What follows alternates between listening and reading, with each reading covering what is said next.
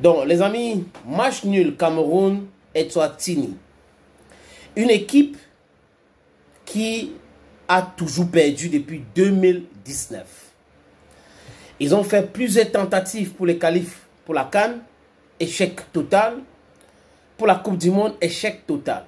Et depuis 2019, comme je le dis encore les amis, cette équipe n'a jamais gagné un match ou jamais c'est-à-dire que même un point, ils n'ont jamais eu. Un seul point. Et donc de 2019 à 2025, aujourd'hui, donc, mercredi, ils viennent d'avoir quoi? Un point face au Lion indomptable du Cameroun. Et pour ceux qui ont regardé ce match comme moi, c'était un match fade. Je me pose beaucoup de questions. La première question, c'était de savoir pourquoi on a aligné Aboubakar Vincent du début du match jusqu'à la fin du match. Première question. Chez moi, on dit Ibiri Mikiaï.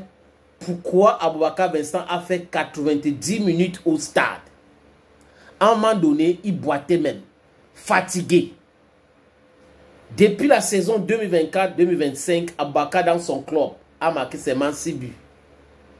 6 buts. Voilà donc le joueur sur qui Marc Brice compte pour avancer.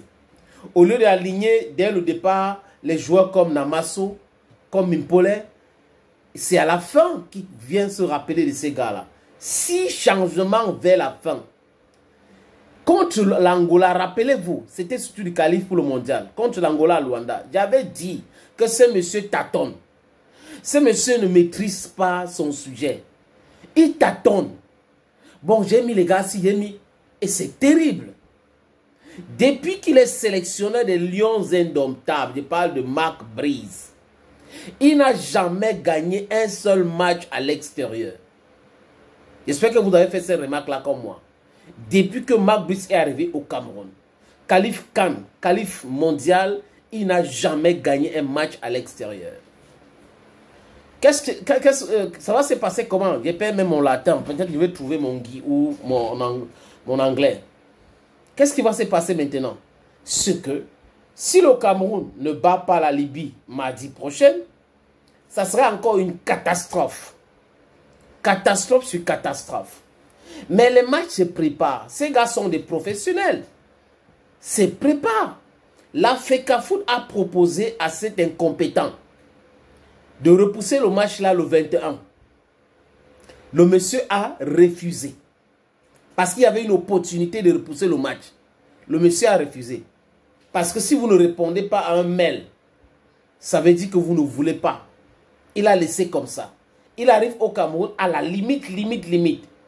Parler de la liste. C'est là où il publie la liste officiellement. Et les amis, les joueurs arrivent au Cameroun quand? Voilà une autre question importantissime. Les joueurs sont arrivés au Cameroun quand? Et les joueurs sont partis en Afrique du Sud quand? C'est hier que les gars sont quittés Yaoundé. Ils ont quitté Yaoundé pour l'Afrique du Sud. Et même à l'aéroport au Cameroun hier, à Yaoundé, André Onana les a fait perdre à peu près 2 heures parce qu'il ne voulait pas donner son passeport. Et à la fin, l'avion a fait le détour au Congo avant d'arriver à Nesprum. En arrivant à Nesprum, l'aéroport était déjà fermé. L'ambassadeur du Cameroun a intervenu comme il pouvait, mais ça n'a rien donné. J'ai dit ça n'a rien donné. Ils étaient donc obligés de rentrer à Johannesburg et on a vu les images à l'aéroport. Ça sont les conséquences de ce que les amateurs font. Ça veut dire que quelqu'un qui dit qu'il est professionnel, je suis sélectionneur, c'est moi le patron, c'est moi le ceci, il ne se rend pas compte que ces bêtises qu'il fait là peuvent avoir des conséquences sur les joueurs. Ça peut avoir des conséquences sur les joueurs. Et on a vu ça. Baleba n'était pas Baleba qu'on connaît. Kalous Baleba au milieu du terrain, pour ma part, il était absent.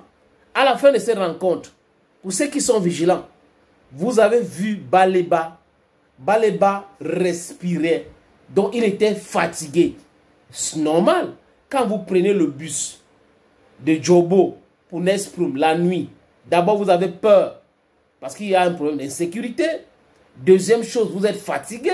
Vous arrivez le matin, ils n'ont pas eu le temps de se reposer correctement. Voilà qu'ils doivent jouer le match. Voilà exactement ce qui s'est passé. Donc ce monsieur est responsable de ce qui s'est passé avec les joueurs. Avec la complicité du ministère de football au Cameroun. Les joueurs ne peuvent pas voyager pendant 6 heures de route. Ils quittent au Cameroun en retard. Mardi, ils arrivent en retard. Tout cela, ça compte. Donc André Onana et Aboubakar Vincent avec la complicité de Marc Brice, vous voyez ce que vous avez causé. C'est vous les responsables. Parce que si Aboubakar Vincent avait pris ses responsabilités pour dire à Marc Brice que le président de la fédération nous loue l'hôtel à Johannesburg, on préfère rester là-bas et on prend le vol très tôt le matin, c'est 40 minutes de vol. On arrive là-bas, on sera fraîche et on peut... Mais non, non, non, on ne va pas rester dans l'hôtel là. On ne va pas rester, on va partir. On va partir, on ne va pas rester à l'hôtel. Ah oui, oui, oui, oui. Vous êtes partis nuitamment. Et les conséquences, c'est quoi? C'est la fatigue. Des gars qui jouent en Europe, avec le climat en Europe et tout ça là, même si ce n'est pas en Europe, les gars qui jouent, si vous prenez la route, hein, je prends seulement Douala Yaoundé ici au Cameroun, hein, pour aller jouer un match le même jour, ben, vous serez fatigué. Vous devez aller 24 heures avant pour avoir le temps de vous reposer. Donc, ils ne se sont pas entraînés. Hein. Les gars sont arrivés au Cameroun lundi pour certains, mardi pour d'autres. Et ce même mardi-là, ils devraient prendre la route pour l'Afrique du Sud. Ils arrivent là-bas, retard de l'avion, aéroport fermé, Johannesburg. Ils prennent la route au lieu de dormir dans l'hôtel que Eto'o veut louer avec son agent. C'est ça le truc. Et pourquoi il a mis Aboubakar au stade 90 minutes? Namasso est là, Mimpole est là, Moumingamalo est là. Tu mets Aboubakar 90 minutes, c'est toujours parce qu'il faut que il marque les 46 buts que toi il a marqué. Il va marquer. S'il a les opportunités, il va marquer. Mais ce n'est pas comme ça. Si un joueur est fatigué, tu mets le joueur de côté. On avance avec le match. C'est à la fin que le gars fait 6 remplacements. Voyez vous-même que ce monsieur est d'une incompétence notoire. Il ne fait pas la lecture du match. Je crois qu'à un moment donné, pour ceux qui sont vigilants, vous avez vu André Onana qui s'est rapproché de lui pour essayer de le parler. Peut-être c'est pour dire, ben, bon, c'est cette équipe-là qui devait jouer. Dani Namasso, Mimpole et autres. Et pourquoi tu as fait le remplacement en retard? Mais André Onana fait partie du problème. Contre la Libye, on espère bien. Parce que si ça continue comme ça sera très compliqué. Autre chose, mardi prochain, ils vont jouer contre la Libye. Mais le 11 et le 12 du mois prochain, il faut que la FECAFOOT prenne ses responsabilités. Envoyer Marc Brice au ministère. Il faut qu'il parte travailler là-bas. Et vous avez observé aussi, les amis, pour sortir, Joachim Mununga, qui s'appelle aujourd'hui Mununga Piquet.